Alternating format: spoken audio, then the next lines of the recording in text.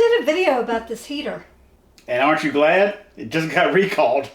So the federal government has just issued a recall on these heaters, and in this case, I can totally understand why. And I'm about to show you why I totally agree with this. And he never agrees with recalls. They finally got one right. In addition, we're also going to let you know everything you need to know about getting your money back if you have one of these. Now, we actually bought this back when I was experimenting with voice activated stuff, just seeing what all the kind of stuff I could do. And it was kind of cool because I could do like this. Hey Alexa, turn on the heater. Okay. Alexa, turn off the heater. Okay. Yeah, it has to cool down, so that's why it's taking a little bit of time to run. Now, in this case, I'm sure you can imagine how that's probably one of the most dangerous things in the world. Someone turns this thing facing towards a curtain. All of a sudden, someone tells your voice assistant to cut it on. It's kind of dangerous in the first place, which is one of the reasons I was not very fond of it. Or maybe you're watching a video like this one where someone says, burning down the house. Oh. Blah, blah, blah. Turn on the heater. And your smart assistant accidentally, turns on the heater when it's not in an ideal location. Now, in addition to that, these aren't physical buttons. These are those little touch buttons that you just kind of lightly hit, and you're going to turn it on and off. Very easy for someone to accidentally bump into this and turn it on. It just didn't feel like the safest thing. Now, some of those things that we just talked about is pretty much why you've never seen a video on this. Because while it was kind of cool, it was a case of, I don't really want to recommend something that doesn't really have any kind of safety built in and could accidentally be turned on so easy. So I really wasn't very fond of the safetiness factors in this anyway, and that's the reason you've never actually seen a video on it. Even though it kind of worked great, just wasn't the kind of thing I felt safe recommending to anyone out there. Now, the recall isn't just specific to this one. There's actually a few different models of these ceramic-based heaters. Now, these ceramic heaters have been out for quite some time. Very small, very portable, very powerful, and that's why everybody kind of likes these. So in this case, they sold 500,000 of these things with the name Govee Life or Govee Smart. This is the smart one because it works with your voice assistant. Now, I mentioned that we didn't feel safe but just because of the way this thing actually works. The actual recall isn't because of it setting things on fire. The actual recall is something called UL1278. Which I assume is probably Underwriters Laboratories, the big testing group here. But basically, UL1278 was a case where they discovered that a lot of plugs were overheating. And specifically what it is underneath all this plastic stuff you see, these blades are actually attached to the copper wire. And it's either welded or soldered or crimped to this. And what they discovered was those connections were not good.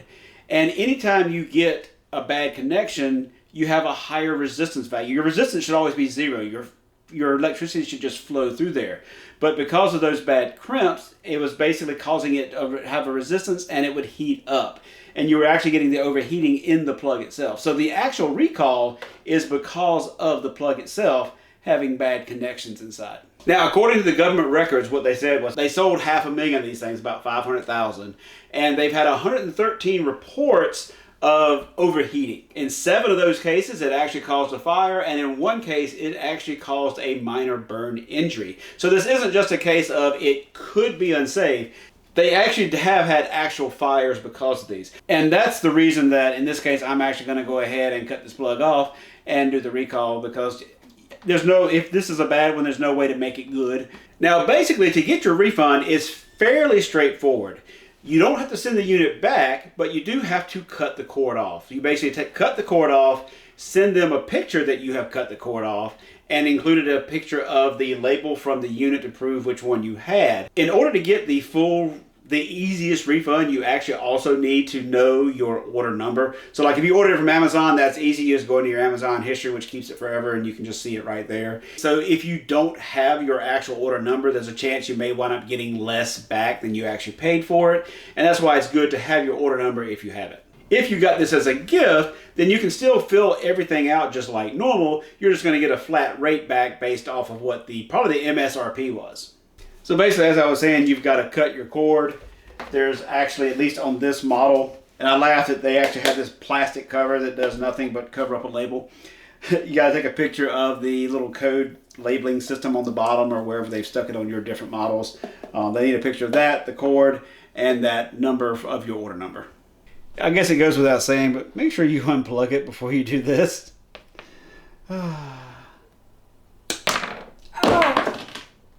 No going back now. I just got through doing my recall, and I wanted to give you some additional information that they don't tell you until you're actually filling it out. You have to cut the cord about 2 inches from the unit, and the picture has to basically plainly show all of that part. In addition, there's a step where it requires you to write certain information on the label. I'm not going to show you mine because it has my specific serialized number that I had to use on mine. One thing that I found interesting is that they sort of show painted on here the recall number, the date, and the fact that it's been recalled. But the instructions tell you to write it on the label. And when you do your checkbox at the end, it says, yes, I have painted my unit. So technically, your mileage may vary whether or not it has to be on the label, on the unit. I didn't have anything that I could paint on here, so naturally I didn't paint anything on here. So make sure you read those instructions, and I will let you know if I have any problems with mine and whether or not that's an issue. But as of now, make sure you know that it does say you have to paint it, and it also mentions putting it on the label. Whether you have to do both, I'm not sure. Theirs, they did not have it on their label. They had it painted, so... But the instructions said... Yeah, the instructions say one thing and something else says something different. So as soon as we find out anything, I will let you know in the comments down below. We will include the link below to the actual Consumer Product Safety Commission article that talks about this.